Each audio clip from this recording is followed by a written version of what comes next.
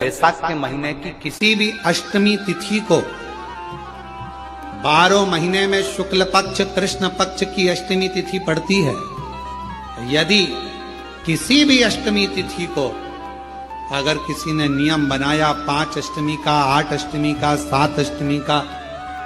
एक कनेर का पुष्प शिवजी के शिवलिंग को समर्पित करना, अशोक सुंदरी के स्पर्श करना, और जो जलाधारी होती है, जैसे ये शिवलिंग है, ये जलाधारी है,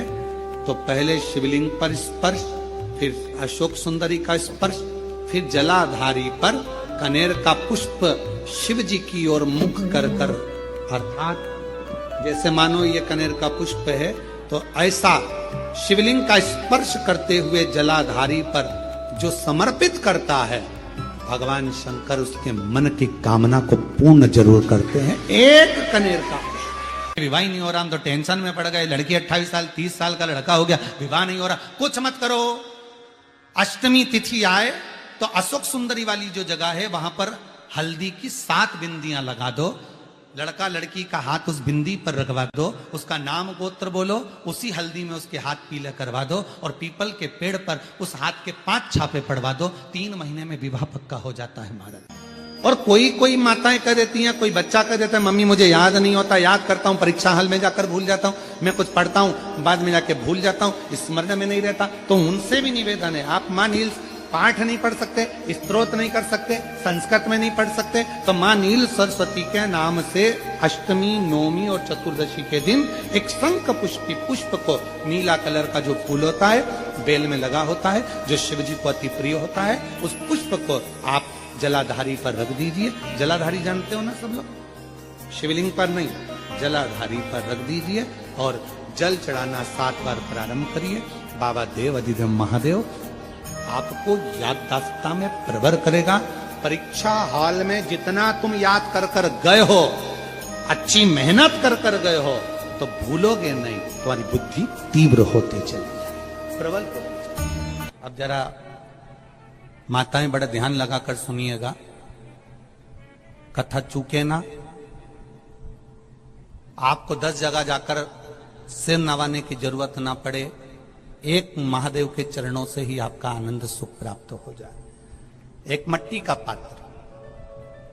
और मट्टी का अगर कोई कलश है छोटा सा, उस कलश के ऊपर तांबे का कलश,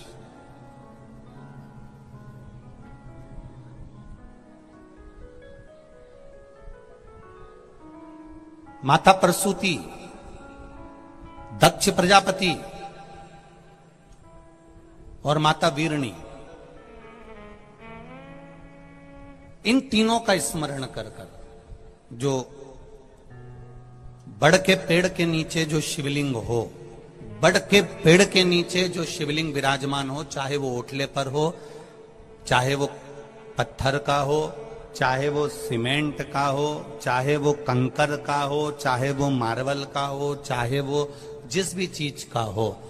बड़ के पेड़ के नीचे जो शिवलिंग हो, उसमें सीधे जब आप कलश लेकर जाएंगे तो मिट्टी का पात्र, उसके ऊपर तांबे का पात्र भरा हुआ, दोनों को एक साथ पकड़ कर ले जाएंगे। पर जब आप शिवलिंग पर दक्ष प्रजापति,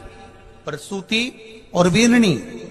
इन तीनों का नाम लेकर सीधे हाथ में मट्टी का पात्र और उल्टे हाथ में तांबे का पात्र लेकर धीरे धीरे शिवलिंग पर जल समर्पित करेंगे, और उस जल का पान उसी बट वृक्ष के नीचे दोनों पति पत्नी अगर पान कर लेते हैं और संतान की कामना कर लेते हैं, तो भी मेरा महादेव संतान प्रदान करता ही करता। पर ये जो क्रम किया जाता है, ये केवल बैसाख के महीने में ही किया जाता है, इसके सिवाय इसको आप अन्य महीनों में नहीं कर सकते, केवल एक बैसाख में। और हम तो कहेंगे बैसाख महीने की जब शिवरात्रि आए, या बैसाख महीने में अष्टमी तिथि आ जाए, या बैसाख महीने में सोमवार का दिन पड़ी जाए, तो प्रयास करना कि आप संतति के लिए, संतान के लिए आप ये प्रयोग कर सकें। अष्टमी तिथि या नवमी तिथि किसी भी महीने की, चाहे शुक्ल पक्ष की हो चाहे कृष्ण पक्ष की हो, अष्टमी और नवमी तिथि ये दो तिथियां ऐसी हैं, मान लो तुम्हारा पैसा तुमने किसी को दिया, 5 लाख, 4 लाख, 3 लाख, 10 लाख, 8 लाख, 2 लाख, 50,000, 25,000, 20,000, 40,000, और वो पैसा नहीं दे रहा आपको। आप हार गए कह के कर, फोन लगा लगा कर, भैया दे दे रहे, परेशानी है, दे दे रहे भैया, हम तो परेशान हो गए, और हार गए, नहीं मिल रहा, बहुत परेशान। तो महाराज किसी भी अष्टमी या नवमी तिथि के दिन आप मां जगतजननी जगदम्बा का शिव के साथ में, शिव शक्ति का स्मरण कर कर देवी के नाम की 9 आहुतियां, सूखे बीले की, मतलब बीला जो सूख चुका है, उसकी 9 आहुतियां अग्नि में शंकर और सती के नाम से, शंकर और शिव के नाम से समर्पित करें, और आखिरी आहुति जो समर्पित करें उसमें थोड़ा सा भाग तिल का, और तिल भी काली नहीं चढ़ती उसमें, श्वेत तिल का भाग उसके साथ लगाकर समर्पित करें, और जिससे धन लेना है उसका नाम लेकर वो समर्पित करें महाराज, उसको सुध आएगी, और वो पैसा किसी भी हाल में आपके हाथ में थमाकर जाएगा ही, ये पक्का है। उसकी आहुतियां, एक गूलर का फूल,